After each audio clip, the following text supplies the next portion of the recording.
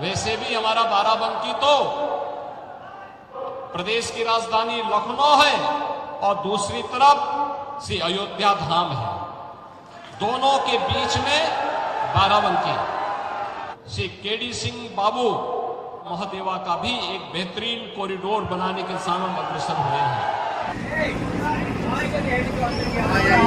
अब आगे भैया आगे वो देखो हेलीकॉप्टर आसमान में देखो हेलीकॉप्टर आएगा का बात भैया सब चिल्लावे लगती है जैसे देखते हेलीकॉप्टर भैया बहुत जोर से ताली बजे लगती कि देखो भाई देखो सूबे के मुख्यमंत्री योगी आदित्यनाथ जी बाराबंकी आएंगे। हम कह लो तरीका आपका बता दें कि बढ़िया देखा तो केडी सिंह बाबू स्टेडियम में हेलीपैड बनाई जाती है जहां पर हेलीकॉप्टर उतरती है। उसके बाद मुख्यमंत्री जी विजय उद्यान पार्क पहुंचती है जहां पर पंडित दीनदयाल उपाध्याय जी की प्रतिमा का बढ़िया अनावरण करती है। अब इस दरमियान देखा तो भाई जिलाधिकारी सत्येंद्र कुमार जी भी रहा है। बढ़िया देखा तो डीएम साहब के साथ साथ बकायदा तमाम अधिकारी भी दिखाई देते रहे। बाकी प्रभारी मंत्री रहे, जिला अध्यक्ष रहे, एमएलसी साहब रहे, पूर्व सांसद रहे, तमाम बकायदा अधिकारी नेता और उपस्थित दिखाई देते रहे। इस दरमियान आपका बता दें कि मुख्यमंत्री जी जीआईसी ऑडिटोरियम पहुंचती हैं जहां पर पंडित दीनदयाल उपाध्याय जी के जीवन पर आधारित प्रदर्शनी का अवलोकन करती हैं और बढ़िया जनसभा का संबोधित करती हैं और कहा दें कि देखो बाराबंकी में कॉरिडोर भी बनी है और बढ़िया केडी सिंह बाबू जी का भी जिक्र करती हैं। और इस दरमियान कहा दी है मुख्यमंत्री जी देखो भी अपना बाराबंकी बहुत गजब का है। एक तरफ बकायदा देखा दी हो अयोध्या धाम पड़ जाती है और एक तरफ बकायदा प्रदेश की राजधानी लखनऊ है और बीच में हमारा बाराबंकी है। का बात है तनिक सोच रहा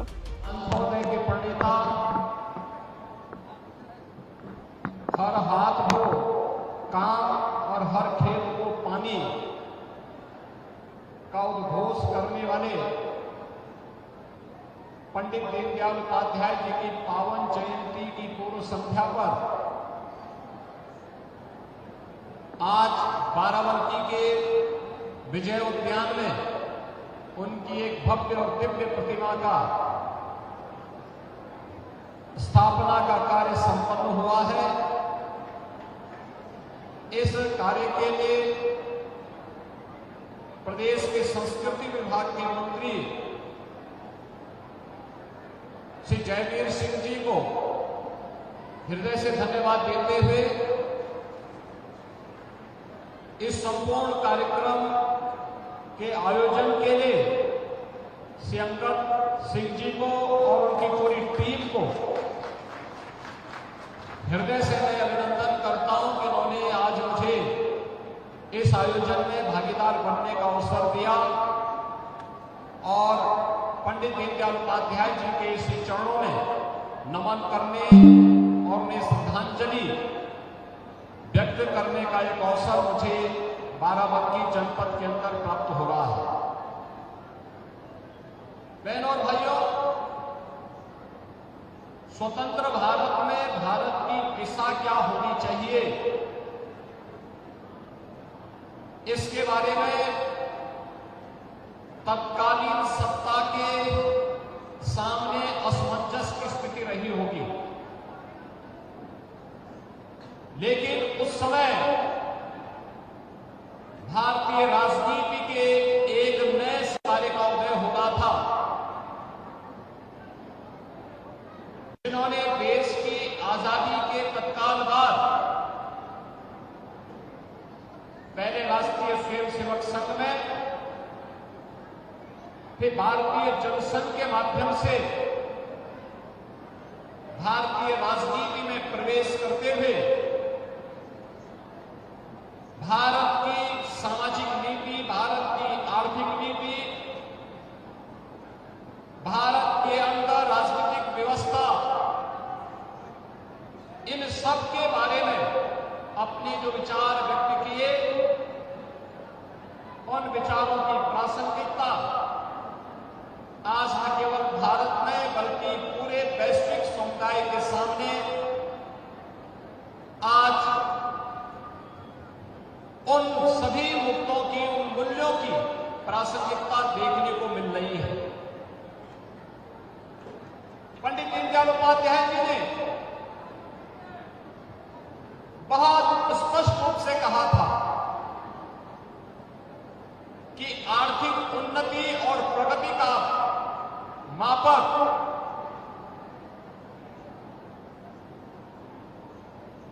ऊंचे पायदान पर खड़े हुए व्यक्ति से नहीं बल्कि समाज के अंतिम पायदान पर खड़े हुए व्यक्ति से की जानी चाहिए। और इसके लिए उन्होंने अंत्योदय की बात की। आज देश के अंदर चाहे वह भारतीय जनता पार्टी हो या कोई भी अन्य राजनीतिक दल, अगर उनके एजेंडे का हिस्सा गरीब आया है,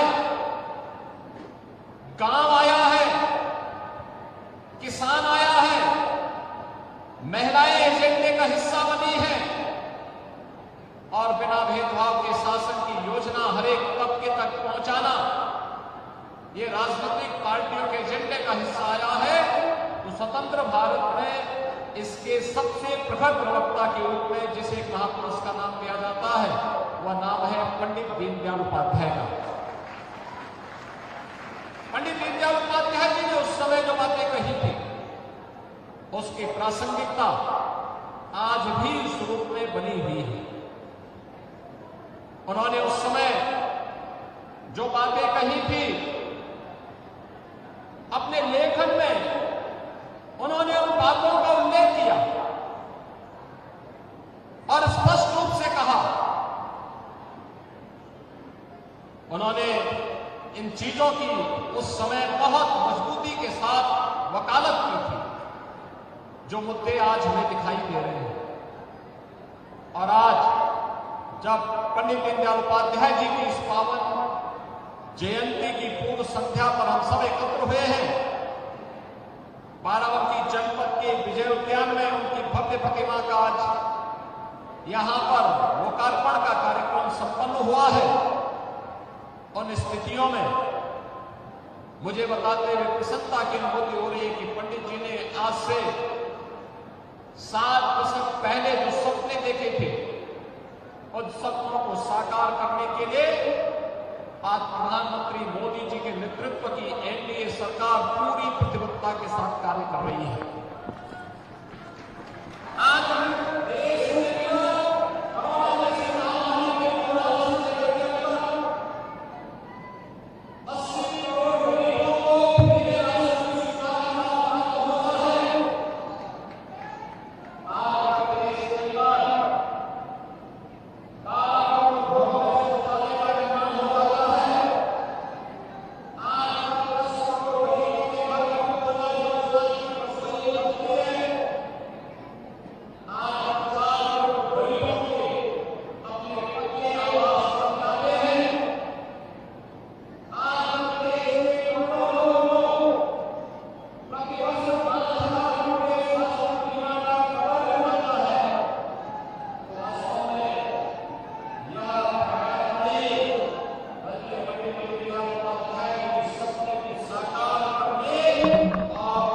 मार्गदर्शन में शासन की बन रही योजना का लाभ समाज के अंतिम पायदान पर बैठे हुए व्यक्ति तक पहुंचाने का एक कार्यक्रम का हिस्सा है।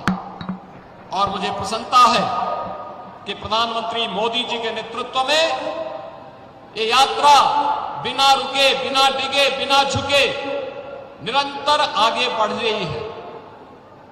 आज जब हम लोग जनपद बाराबंकी की बात करते हैं तो बाराबंकी स्टेट कैपिटल रीजन का एक महत्वपूर्ण जनपद बन चुका है।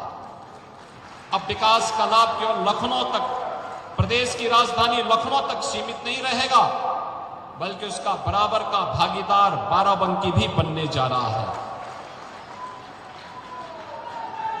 बाराबंकी स्टेट कैपिटल रीजन का पार्ट बनते ही बाराबंकी के साथ यहां के इंफ्रास्ट्रक्चर को मजबूती प्रदान करने का कार्य, पब्लिक ट्रांसपोर्ट की बेहतरीन सुविधा का लाभ प्रदान करने का कार्य और उसका लाभ भी बाराबंकी के वासियों को प्राप्त होने जा रहा है। वैसे भी बाराबंकी तो इस बारे में सौभाग्यशाली है। एक और प्रदेश की राजधानी लखनऊ है और दूसरी तरफ श्री अयोध्या धाम है। दोनों के बीच में बाराबंकी, विकास वहां हो या यहां हो, उसके लाभ से बाराबंकी को कोई वंचित नहीं कर सकता है और बाराबंकी इन योजनाओं के लाभ से आगे बढ़ेगा, इसमें कोई संदेह अब नहीं होना चाहिए। यहां पर खास तौर पर बाराबंकी की जो पहचान बनती है, श्री लोलेश्वर नाथ मंदिर महादेवा को एक नई पहचान देने के लिए प्रदेश का धर्मार्थ कार्य और पर्यटन और संस्कृति विभाग लगातार कार्य करने जा रहा है। और अब काशी विश्वनाथ धाम की तर्ज पर, अयोध्या धाम की तर्ज पर महादेवा का भी एक बेहतरीन कॉरिडोर बनाने के सामने अग्रसर हुए हैं। बहनों और भाइयों, एक तरफ महादेवा धाम को उसकी पुरातन पहचान दिलाने का कार्यक्रम, दूसरी तरफ हॉकी इंडिया को अपने समय में दुनिया के अंदर एक नई पहचान दिलाने वाले इसी माटी के लाल भारत माता के महान सपूत श्री केडी सिंह बाबू की स्मृतियों को भी बनाए रखने के लिए उनकी पुश्तैनी कोठी को, यानी उनकी जो हवेली थी, जो उनका बंगला था, उसे सरकार ने लिया है। और अब केडी सिंह बाबू और हॉकी इंडिया का एक भव्य स्मारक बनाने की तैयारी वहां पर होगी और हॉकी से जुड़े हुए खेल के प्रदर्शन और उनके कार्यक्रमों को आगे बढ़ाने का कार्य अब सरकार करेगी। राम स्नेही घाट के पास एक बेहतरीन इंडस्ट्रियल कॉरिडोर भी हम लोग बनाने जा रहे हैं। याद रखना, हजारों नौजवानों के लिए नौकरी की सुविधा हम इसी बाराबंकी में पैदा करेंगे। वैसे भी हमारा बाराबंकी तो औद्योगिक दृष्टि से भी, शैक्षणिक दृष्टि से भी और प्रगतिशील किसानों की दृष्टि से भी काफी अच्छा कार्य कर रहा है। पद्म पुरस्कार से सम्मानित श्री राम शरण वर्मा जी भी तो इसी जनपद से हैं, जिन्होंने, देखिए, पढ़ाई महत्वपूर्ण नहीं होती, व्यवहारिक जीवन में व्यक्ति कैसे जीवन जीता है, अगर इसका उदाहरण देखना है तो श्री राम शरण वर्मा जी उसके उदाहरण है। एक प्रगतिशील किसान के रूप में पूरे देश के अंदर उन्होंने एक नई पहचान बनाई है। इस जनपद का एक पोटेंशियल है। तो अब यहां की सड़कों के बेहतरीन रखरखाव के साथ साथ उनके सुदृढ़ीकरण की भी कार्य योजना के साथ सरकार ने कार्य करना प्रारंभ किया है।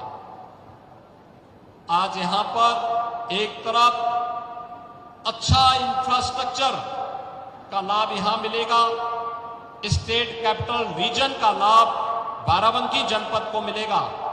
केडी सिंह बाबू के नाम पर खेल की एक नई राजधानी के रूप में बाराबंकी विकसित होगा। तो बाबा लोलेश्वर नाथ मंदिर के कारण एक बेहतरीन कॉरिडोर भी धार्मिक पर्यटन की दृष्टि से बाराबंकी जनपद को प्राप्त होगा। दूसरी तरफ लोक कल्याणकारी योजनाओं का लाभ हर वंचित परिवार को आवास की सुविधा मिलेगी, शौचालय की सुविधा मिलेगी, राशन कार्ड की सुविधा का लाभ मिलेगा, पेंशन की सुविधा का लाभ मिलेगा। हर बेटी जो पात्रता की श्रेणी में आती है, मुख्यमंत्री कन्या सुमंगला योजना से वह लाभान्वित होगी। हर नौजवान के सपनों के उड़ान को पंख लगाने का काम, उसे तकनीकी दृष्टि से सक्षम बनाने के लिए सरकार उन्हें स्वामी विवेकानंद सशक्तिकरण योजना के माध्यम से जोड़ने का कार्य करेगी। तो आने वाले समय में 10 लाख युवाओं को हम प्रदेश भर में मुख्यमंत्री युवा उद्यमी योजना के साथ जोड़ने जा रहे हैं, जिस योजना के अंतर्गत जो भी युवा अपना उद्यम लगाएगा 5 लाख रुपए तक का उसके लोन पर ब्याज की राशि का भुगतान सरकार करेगी। अपना मूल धन ही उद्यमी को बैंक को वापस करना पड़ेगा। बहनों और भाइयों, 10 लाख ये युवा लाखों युवाओं के लिए नए रोजगार का सृजन और नौकरी के सृजन करने में सफल होंगे। ये डबल इंजन की सरकार की डबल स्पीड आज विकास और सुरक्षा के एक नए मॉडल के रूप में उत्तर प्रदेश को आगे बढ़ा रही है। विकास और विरासत की यात्रा आज हम पंडित दीनदयाल उपाध्याय जी की मूर्ति अनावरण कार्यक्रम के साथ देख रहे हैं और मुझे पूरा विश्वास है कि बाराबंकी जनपद इन सब योजनाओं का लाभ लेगा। यहां के माननीय जनप्रतिनिधि और प्रशासन की जो टीम है, ये मजबूती के साथ बाराबंकी को उसकी पहचान दिलाने में सफल होगा।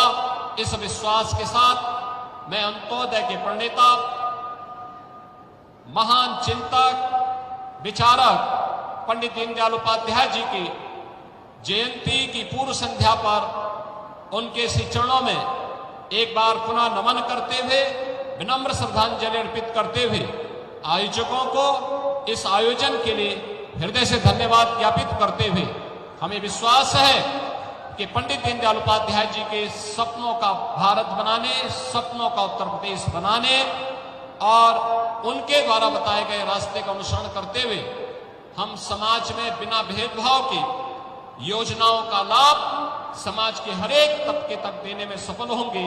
इस विश्वास के साथ मैं आप सबके प्रति अपनी शुभकामनाएं देता हूं।